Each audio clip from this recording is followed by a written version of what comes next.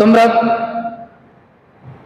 এই দুই কাজে তোমাদের কি দায়িত্ব দেওয়ার পরে আল্লাহ রাব্বুল আলামিন অন্যত্র বলেছেন, কুনতুম খায়রা উম্মাতিন উখরিজাত লিন-নাসি তা'মুরুনা বিল মা'রুফি ওয়া তানহাউনা 'আনিল মুনকার। কুনতুম খায়রা উম্মাহ, তোমরা পৃথিবীর মধ্যে শ্রেষ্ঠ জাতি, তোমরাই শ্রেষ্ঠ দল। উখরিজাত লিন-নাসি তা'মুরুনা বিল মা'রুফ, তোমাদেরকে মানুষের মধ্য থেকে বের করা হয়েছে। এক নম্বরে দায়িত্ব দেওয়া হয়েছে তোমরা মানুষকে সৎ কাজের আদেশ করবে। ওয়া তানহাউনা আনিল মুনকার, মন্দ কাজে নিষেধ করবে। ওয়া তু'মিনুনা বিল্লাহ, আর আল্লাহর প্রতি ঈমান আনবে। আল্লাহ রাব্বুল আলামিন অন্য জায়গায় তোমাদের আবার বলেছেন, আমান আহসানু কাওলাম মিম্মান দাআ ইলাল্লাহি ওয়া আমিলা সালিহা ওয়া ক্বালা ইন্নানি মিনাল মুসলিমিন।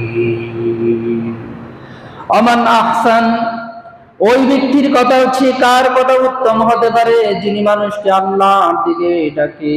আমান আহসানু কাওলাম মিম্মান দাআ ইলাল্লাহ ওয়া আমিলা সালিহা, আর নিজে সৎকর্ম করে এবং বলে ওয়া ক্বালা ইন্নানি মিনাল মুসলিমিন, আর আমি হচ্ছে মুসলমানদের মধ্য থেকে, মুসলমানদের অন্তর্ভুক্ত। রব্বুল ইজ্জতুল জালাল বলেন, পৃথিবীতে মানুষকে প্রেরণ করার উদ্দেশ্যই হচ্ছে অসৎ পথ থেকে মানুষকে ফিরাবার জন্য। জাহিলিয়াতের জমানায় মানুষগুলো যখন অন্ধকারে নিমজ্জিত ছিল, আল্লাহ রাব্বুল আলামিন বিশ্ব নবীকে মানবতার মুক্তির দিশারি হিসাবে পৃথিবীতে আগমন ঘটান। অন্ধকার জগৎকে আলোকিত করেন, অন্ধকার সমাজকে আলোকিত সমাজ করেন, অন্ধকার দেশকে আলোকিত দেশে রূপান্তরিত করেন। অন্ধকারাচ্ছন্ন জাহিলিয়াতের মানুষগুলোকে তিনি সোনায় সোহাগা আলোকিত মানুষ, জান্নাতি মানুষ হিসাবে তিনি পরিগণিত করেন। কিন্তু রাসূলের জামানায় রাসূলে সেই মানুষগুলোকে আলোকিত করেছেন। বর্তমানে অসংখ্য অগণিত মানুষ জাহালাতের কারণে অন্ধকারে নিমজ্জিত হয়ে, আল্লাহ ভুলা হয়ে, পথ হারা হয়ে দিক বিদিক ছোটাছুটি শুরু করে দিয়েছে। কোন মানুষ কুফরিতন্ত্রে বিশ্বাস শুরু করে দিয়েছে, কেউ সমাজতন্ত্রে, কেউ পুঁজিবাদতন্ত্রে, নানাভাবে মানুষগুলো অন্তর্ভুক্ত হওয়া শুরু করে দিয়েছে। আল্লাহ রাব্বুল আলামিন বলেছে, পৃথিবীর কোনো তন্ত্র মন্ত্র তোমাদেরকে মুক্তি দিতে পারে না, পৃথিবীর কোনো রাস্তা তোমাদেরকে মুক্তি দিতে পারে না, পৃথিবীতে যতগুলো দল আছে কোন দল তোমাদেরকে মুক্তি দিতে পারে না, একমাত্র ইলাহি সাবিল, আল্লাহর দল ছাড়া পৃথিবীর কোনো মানুষকে মুক্তির দিশা দিতে পারে না, একমাত্র কোরআনের পথ ছাড়া, একমাত্র আল্লাহর পথ ছাড়া। এই জন্য রব্বুল আলামিন বলেছেন, ও দুনিয়ার মানুষেরা, তোমাদের মধ্যে এমন একটা দল থাকবে, কুনতুম খায়রা উম্মাতিন উখরিজাত লিন-নাস, তোমাদেরকে মানুষের কল্যাণের জন্য বের করা হয়েছে। মানুষকে সৎ কাজের আদেশ করবে। সৎ কাজের আদেশ করা কিন্তু দুনিয়ার কোনো থিওরি নয়, এটা রব্বুল ইজ্জতুল জালাল তিনি আমাদেরকে আদেশ সূচক করে তিনি বলেছেন। এই জন্য বিশ্বনবী মহানবী মুহাম্মদুর রাসূলুল্লাহ সাল্লাল্লাহু আলাইহি ওয়াসাল্লাম বলেছেন, আমরু বিল মারুফি সাদাকা, সৎ কাজের আদেশ দেওয়া এটাও একটা সাদাকা, সুবহানাল্লাহ। ওয়া নাহি আনিল মুনকার সাদাকা, মন্দ কাজ থেকে নিষেধ করা এটাও সৎকার সমতুল্য সওয়াব। আল্লাহ রাব্বুল আলামিন আমাদেরকে এত বেশি পছন্দ করেন, মুমিনদেরকে এত বেশি কবুল করেন, তার পথে ডাকলো লাভ, তার পথে থাকলো লাভ, এই পথে জীবন দিল লাভ, এই পথে বেঁচে থাকলো লাভ। যদি ইসলামের সাথে কোনো মানুষের পরিপূর্ণভাবে সংস্পর্শ থাকতে পারে, এই পথে মানুষকে সৎ কাজের আদেশ দিলে সেখানেও সওয়াব পেতে পারবেন, মন্দ কাজ থেকে নিষেধ করলে সেখানেও সওয়াব পেতে থাকবেন। এই জন্য রব্বুল আলামিন বলেন, আমি তোমাদেরকে পৃথিবীর মানুষদেরকে অন্ধকার থেকে ফিরাবার জন্য, বের করে আনার জন্য তোমাদেরকে শ্রেষ্ঠ জাতি উম্মত করে পৃথিবীতে শ্রেষ্ঠ সৃষ্টি করে দিয়েছি। আল্লাহ রাব্বুল আলামিন এই গুরু দায়িত্বের ভার আমাদের উপর অর্পণ করেছেন। আলা কুল্লুকুম রাঈন ওয়া কুল্লুকুম মাসউলুন আন রাইয়াতিহি। রব্বুল আলামিন বলেন, আল্লাহ নবী বিশ্ব নবী মুহাম্মদুর রাসূলুল্লাহ সাল্লাল্লাহু আলাইহি ওয়াসাল্লাম তিরমিজির হাদিসের ভিতরে এসেছে, তিনি বলেছেন পৃথিবীতে প্রতিটি মানুষ দায়িত্বশীল। কিয়ামতের ময়দানে তাদের দায়িত্ব সম্পর্কে জিজ্ঞাসিত হবে। দায়িত্বের বাইরে কেউ নয়। আমরা মনে করি শুধু প্রতিনিধিরাই দায়িত্বশীল, না না, আপনি মানুষ হিসাবেও দায়িত্বশীল। আপনি আল্লাহর প্রতিনিধি। ইন্নী জাইলুন ফিল আরদি খলিফা, জমিনের উপর আল্লাহ আপনাকে প্রতিনিধি করে সৃষ্টি করেছেন। হুয়াল্লাযী জাআলাকুম খলাইফা ফিল আরদ। আল্লাহ রাব্বুল আলামিন বলেছেন, পৃথিবীতে আমি অসংখ্য প্রতিনিধি সৃষ্টি করেছি, তোমাদেরকে জমিনের প্রতিনিধি। প্রতিনিধি মানে হচ্ছে আমরা দায়িত্বশীল। আল্লাহ রাব্বুল আলামিন কাউকে পরিবারের দায়িত্ব দিয়েছেন, কাউকে সমাজের, কাউকে রাষ্ট্রের, কাউকে সংসদীয় আসলে বিভিন্ন পর্যায়ে দায়িত্ব দিয়ে সৃষ্টি করেছেন। এই দায়িত্ব সম্পর্কে কিয়ামতের ময়দানে জিজ্ঞাসিত হবেন। দায়িত্ব আপনি কতটুকু পালন করেছেন, দায়িত্ব যথাযথ হক আদায় হয়েছে কিনা, সে দায়িত্ব পালন করতে গিয়ে আপনার দায়িত্ব ত্রুটি হয়েছে কিনা, সঠিকভাবে আদায় হয়ে থাকলে আল্লাহ রাব্বুল আলামিন আপনার হিসাবকে সহজ করে দিবেন। আর যদি দায়িত্ব পালন করতে গিয়ে আপনি গাফিল ছিলেন, দায়িত্ব অবহেলা করেছেন, কিয়ামতের ময়দানে কিন্তু আপনি আসামি হয়ে যাবেন। এই জন্য রব্বুল আলামিন বলেছেন, আমি তোমাদেরকে সৃষ্টি করেছি পৃথিবীতে মানুষদেরকে অন্ধকার থেকে বের করে আনার জন্য। উখরিজাত লিন-নাস, মানুষদেরকে তোমরা বের করে আনবে। তা'মুরুনা বিল মা'রুফ, সৎ কাজের দিকে আদেশ করবে। ওয়া তানহাউনা আনিল মুনকার, মন্দ কাজের দিকে নিষেধ করবে।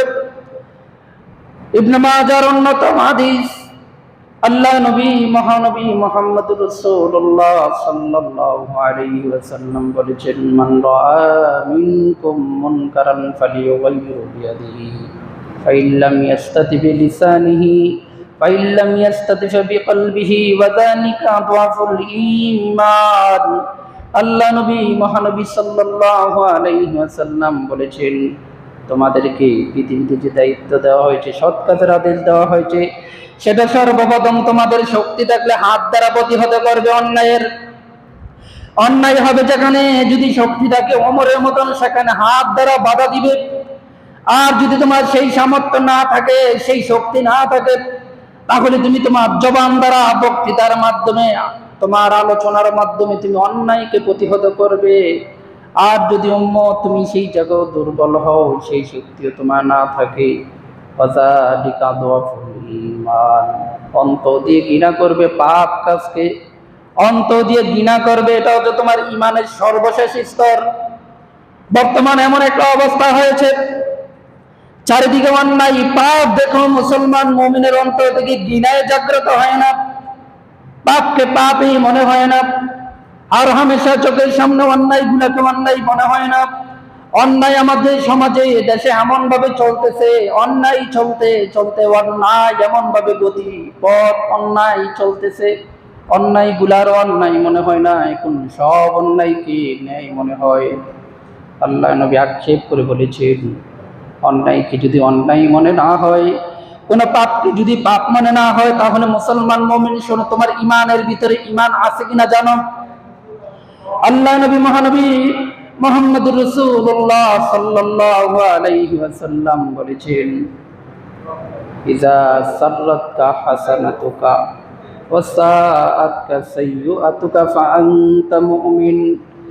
কোন মুমিন যদি ভালো কাজে আনন্দ পায়, কোন সৎ কাজ করে আনন্দ পায়, কোন সৎ আমল দেখে যদি আনন্দ পায়, তাহলে বুঝতে হবে তার ঈমান আছে। ওয়া সাআতকা সাইয়্যুআতুকা, কোন অন্যায় কাজ দেখে যদি তার যন্ত্রণা না হয়, খারাপ না লাগে, ফাআনতা মুমিন। যদি অন্যায়কে অন্যায় মনে হয়, ন্যায়কে ন্যায় মনে হয়, তাহলে তোমার ঈমান আছে।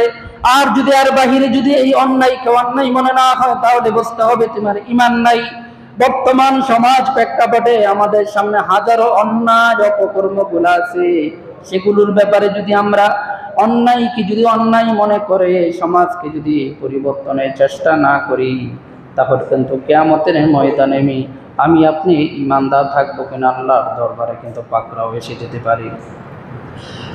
কুলিয়ারা 14 গ্রামবাসী, আল্লাহ নবী মহানবী সাল্লাল্লাহু আলাইহি ওয়াসাল্লামের জমানাটা ছিল স্বর্ণযুগ, তার জমানাটা ছিল প্রথম যুগ। জাহিলিয়াতের জমানা মানুষগুলো যিনি পরিবর্তন করতে পেরেছিলেন, সেই জাহিলি জমানার মানুষের চেয়ে কিন্তু আমরা অত বেশি অন্ধকারে নিমজ্জিত হই নাই। এখনো মসজিদে আজান হয়, নামাজ হয়, কোরআন তালিম হয়, ইবাদত হয়, তাফসীর হয়। এখনো আমাদের দেশে দাওয়াতে ইলাল্লাহর কাজ চলতেছে, ইসলামী আন্দোলনের কাজ চলতেছে, ইসলামী হুকুমতের পক্ষে কথা বলা লোক এখনো আছে। জাহিলি জমানার অন্ধকারাচ্ছন্ন মানুষ, জীবন্ত কন্যা সন্তান পুঁতে দেওয়া মানুষগুলোকে যদি তিনি সোনায় সোহাগা জান্নাতি মানুষে রূপান্তরিত করতে পারেন, কিন্তু আমাদের কি হলো? আমরা কোন অবস্থায় আছি, কোন আশায় আছি?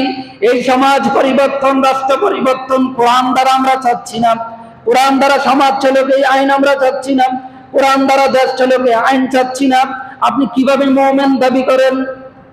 ইজা সাআতকা ওয়া সাইয়াতুকা ফা আনতা মুমিন।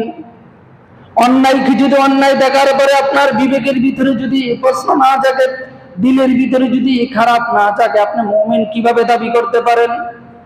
এজন্য আল্লাহ নবী, বিশ্ব নবী মুহাম্মদুর রাসূলুল্লাহ সাল্লাল্লাহু আলাইহি ওয়াসাল্লাম বলেছেন, তোমাদের ভিতরে এমন একটা দল থাকা দরকার যারা মানুষকে সৎ কাজের আদেশ দেবে, যারা মানুষকে আল্লাহর পথে ডাকবে, দুনিয়ার কোনো পথে ডাকবে না, দুনিয়ার কোনো দলের কথা বলবে না। শুধু আল্লাহর দল একমাত্র পৃথিবীতে মুক্তি দিতে পারে। কোন দল? আল্লাহর দল। আল্লাহর দল মানুষকে মুক্তি দিতে পারে, আর কোন দল মানুষকে মুক্তি দিতে পারে না। আমরা সকলে কার গোলাম? আল্লাহর গোলাম। তাহলে আমাদের ইবাদতটা কার জন্য হবে? রব্বুল আলামিন বলেন, পৃথিবীতে তোমাদেরকে সৃষ্টি করেছি একমাত্র আমার ইবাদত করার জন্য, আর কোনো কিছুর জন্য করি নাই। ওয়ামা খালাকাতুল জিন্না ওয়াল ইনসা ইল্লা লিয়াবুদুন। রব্বুল আলামিন বলেন, মানুষকে কেবল, জিনকে কেবল শুধু আমার ইবাদতের জন্য সৃষ্টি করেছি। আল্লাহ অন্য কিছু বলেন নাই। শুধু শব্দের দিকে খেয়াল করবেন, ইল্লা লিয়াবুদুন। কোন শব্দের আগে যদি লাম শব্দ এসে যায়, সেই শব্দকে গুরুত্ব বহন করে কেবলমাত্র একমাত্র ইবাদত হবে কার? একমাত্র ইবাদত হবে কার? দুনিয়ার আর কারো কোনো ইবাদত হবে নাকি? ইবাদতের একমাত্র মালিকানা হকদারকে। আমরা তো ইবাদত শুধু আল্লাহর করি না, দুনিয়ার অনেকের ইবাদত করি। এবার আসেন, ইবাদত বলতে কি বুঝি? আব থেকে ইবাদা, মানে যিনি বান্দা, ইবাদা উপাসনা, যার হুকুম পালন করবে তিনি কে? আমরা হচ্ছেন আব, গোলাম। গোলাম উপাসনা করবে কার? মনিব, আল্লাহ। তাহলে আমাদের একমাত্র দুনিয়ার সকল কাজ কর্ম, রাজামন্দি, খুশি কার জন্য করব? আল্লাহর জন্য। কিন্তু আমাদের সকল ইবাদত, গোলামিয়াত সবকিছু তো আল্লাহর জন্য হয়।